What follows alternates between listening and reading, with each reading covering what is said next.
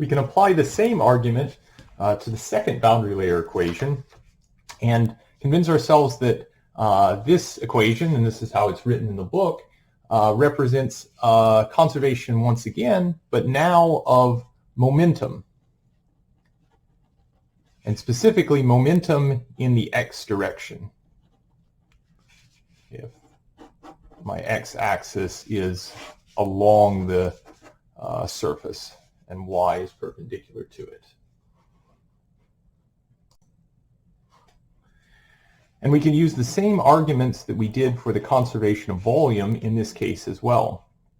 But now we're going to be interested in the rate at which momentum enters our region of interest, as well as we're going to see we have a couple additional terms now. So when we were conserving volume, we simply had the rate of advection of volume on either side, and we had 0 on the right-hand side. But now we have the advection of momentum on the left-hand side, and then we have these other two terms on the right-hand side, and we'll see that those represent essentially the generation or dissipation of momentum corresponding to a force that is applied to this region.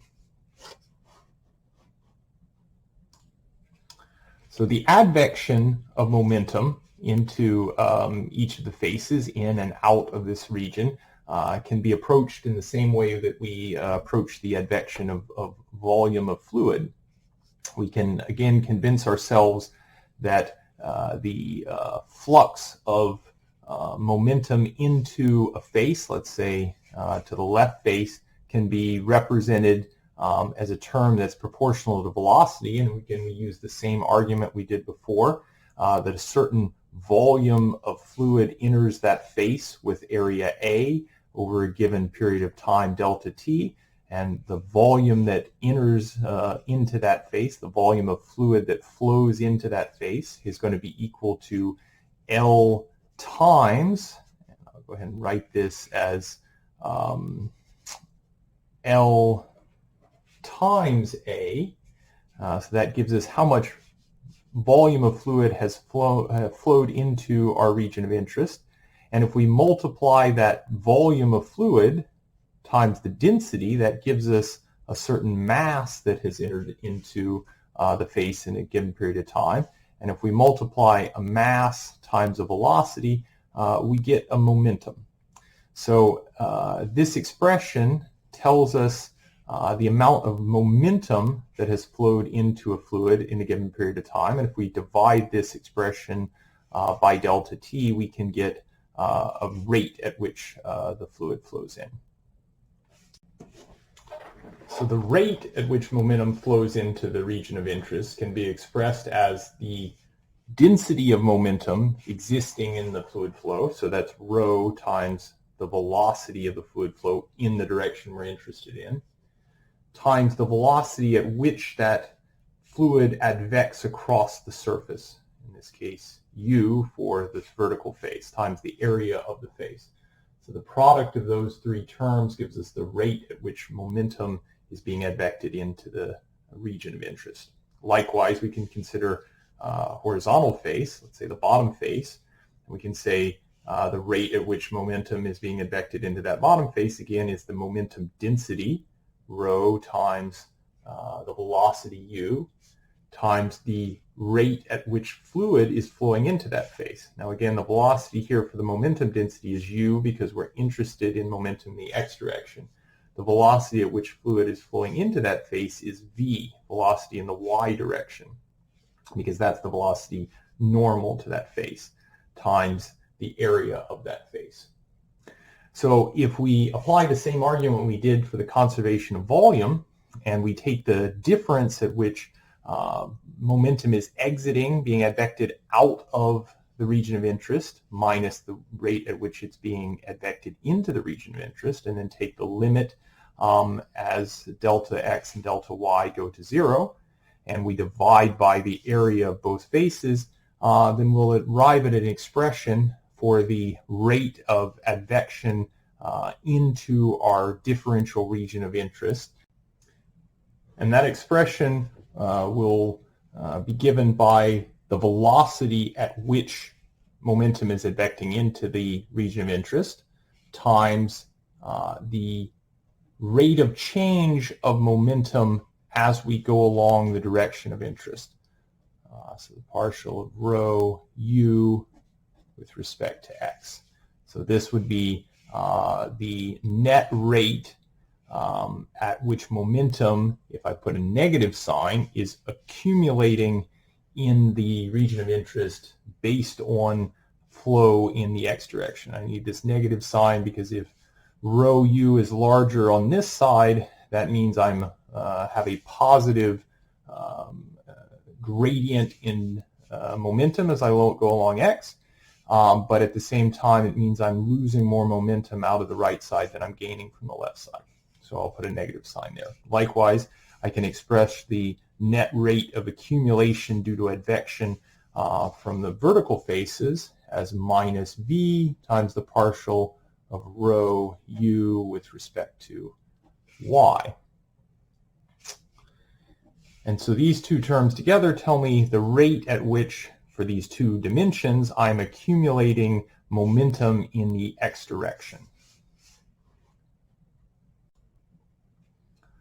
But in addition to advecting momentum into the box, contrary to volume, which we were always conserving because it was an incompressible fluid, for momentum, we can create momentum or lose momentum from this region in a way additional to advection, and that is by applying a force to the fluid. So a force times a time equals a momentum, and so if we apply a force onto a face of the box, then we would expect to add momentum to that region of interest. And one way we can apply a force is with a pressure.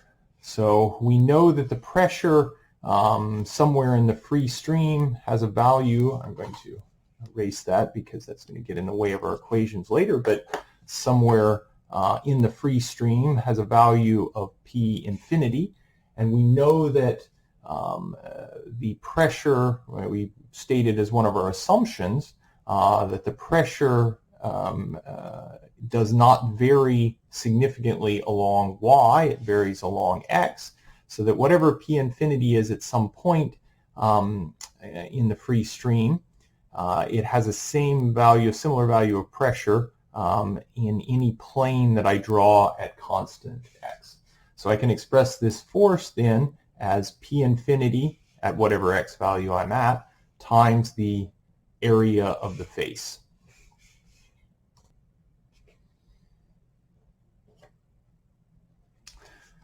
So I'm going to erase this equal sign. I'm going to put all these terms on the same sign, but we're going to note that this is advection.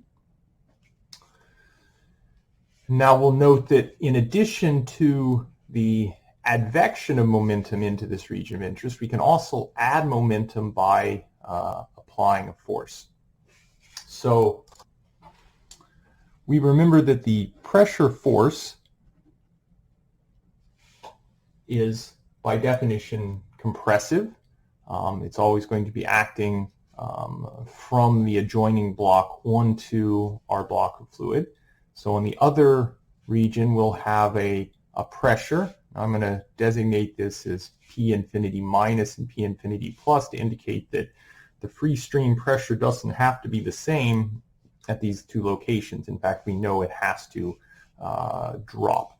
Actually, I shouldn't say that. We know it has to change. If there's no change in the area of the channel, we would generally expect it to drop. So I'll express the force on this side as, again, the free stream pressure for that position in x times the area of the face. So the net force that this block feels in the positive x direction is going to be P infinity minus ax minus P infinity plus ax. Or if I take the derivative, or if I divide that then by the volume of my block, just as I've done here, and I take the limit as delta x and delta y go towards 0, then I end up with a derivative that can be expressed as minus dp infinity dx. Again, in all of these terms, we divided through by delta v.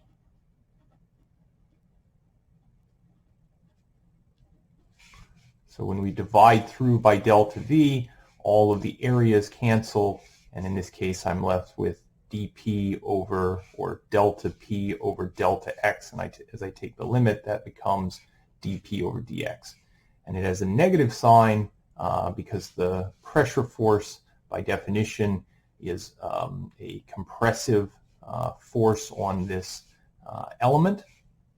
And so if I get a pressure gradient that is negative, that is that the pressure is decreasing along x, then I have a net force that's pushing the block along the positive x direction.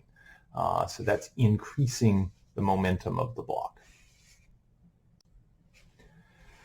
So we've considered the two terms on the left-hand side of our original equation, and the first term on the right-hand side. We've moved all of the terms to the left-hand side for now, just to make the sign conventions a little bit clearer.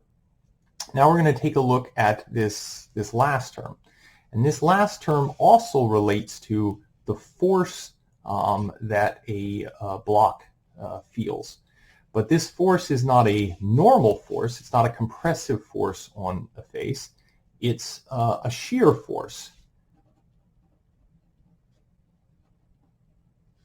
that's applied by the blocks of fluid above and below this region of interest. And the shear force is going to be given just by the shear stress times the area of our face. And the shear stress, we remember from fluid mechanics, is given by the dynamic viscosity times the gradient in velocity in y.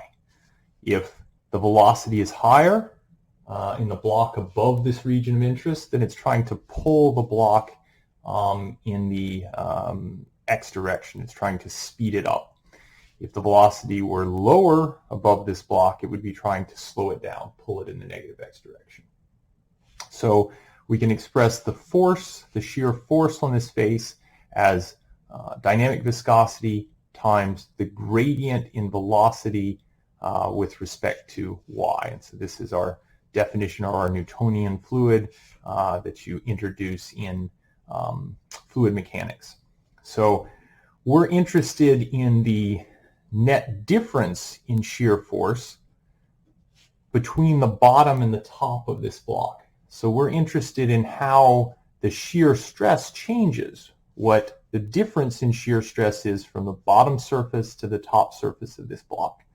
So that means we're interested in the difference of the gradient. Again, if we then consider this shear force, the difference in the shear force between the bottom and the top, or between the top and the bottom, and we divide that difference in shear force by delta V, and we take the limit as delta X and delta Y go towards 0, then we're going to end up with a term that has the form of the viscosity times the second derivative of the x velocity with respect to y. And that's because we're interested in the rate of change of this gradient. So that's the second derivative.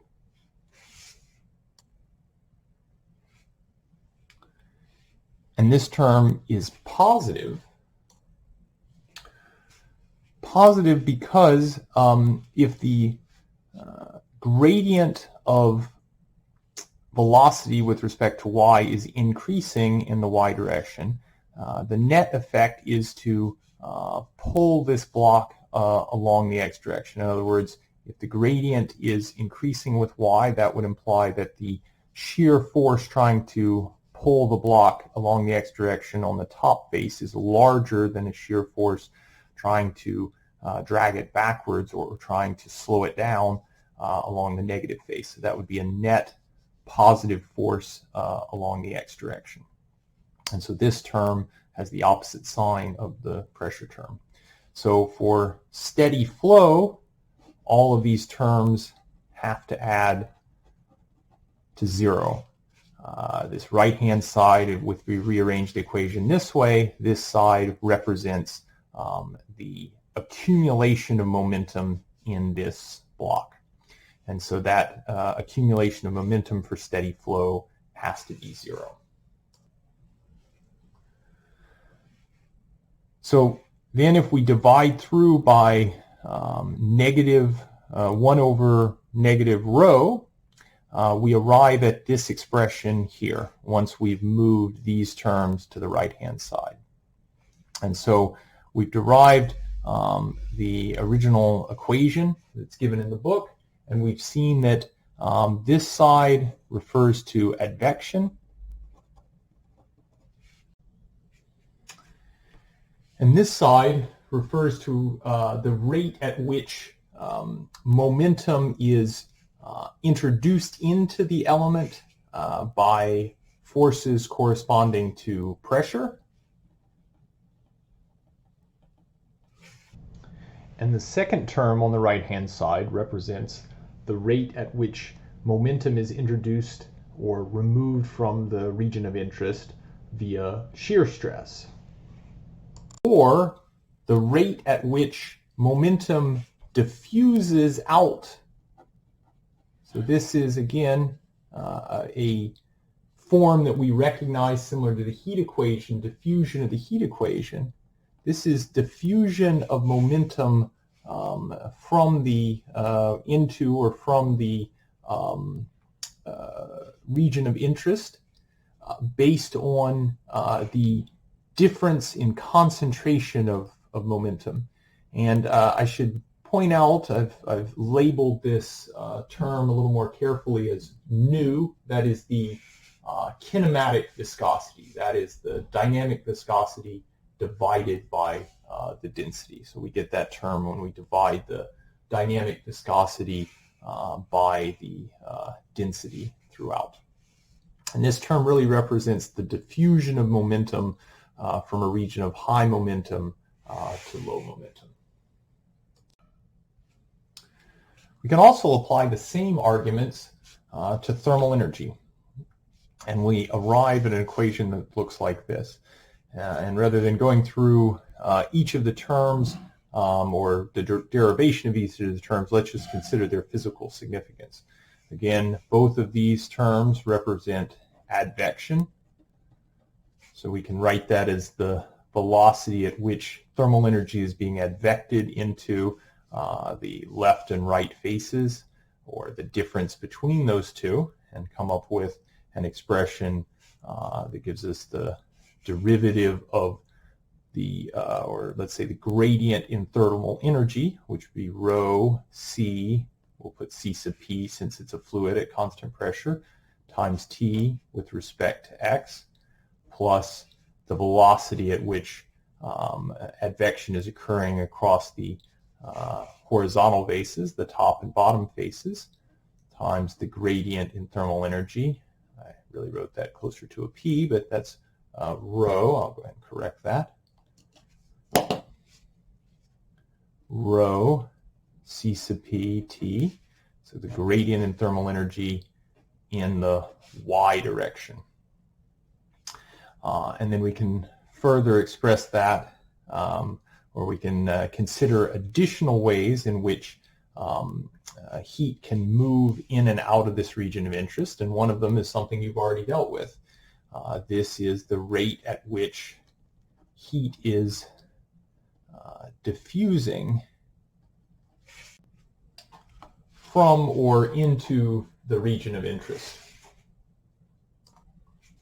And again, this is exactly the form that you saw it in the heat equation. In fact, what we're simply doing is extending the heat equation. This is a conservation of thermal energy. Now we've added the possibility of thermal energy advecting into our region of interest in addition to the possibility of it diffusing.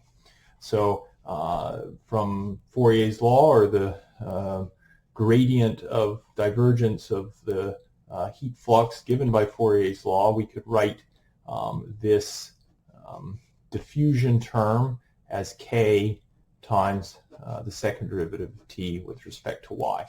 Now, we're only considering the gradients in Y because one of our earlier assumptions was that the gradients in Y were always much larger than the gradients in X. So the last term we're left with is this term. And this term is something we haven't seen before. This is due to viscous dissipation. So if we think about it, we say that the block of fluid that's flowing at a different velocity, or contains fluid flowing at a different velocity next to this region of interest, introduces a drag on the fluid flowing in this region. Well, that's a force. It acts over a distance. That's energy. So the viscous forces are removing energy from the kinetic energy of the flow, and that energy has to be conserved. It has to stay in the system, and it stays in the system by being converted into thermal energy. So this term represents the conversion of kinetic energy to thermal energy. We could also say this is basically friction. If we think of friction in mechanics as turning mechanical energy into heat, this is exactly what this is doing. This is turning kinetic energy of the fluid to heat.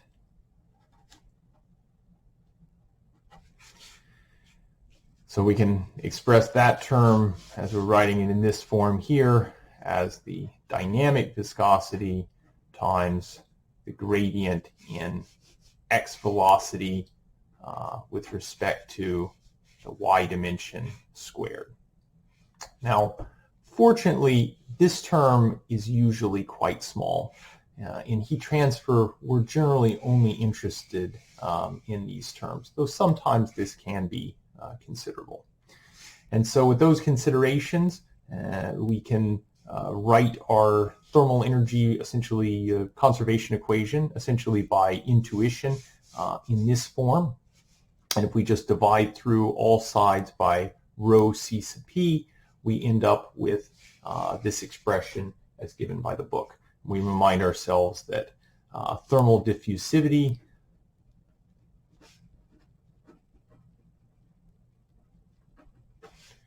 is equal to thermal conductivity divided by density times thermal capacity.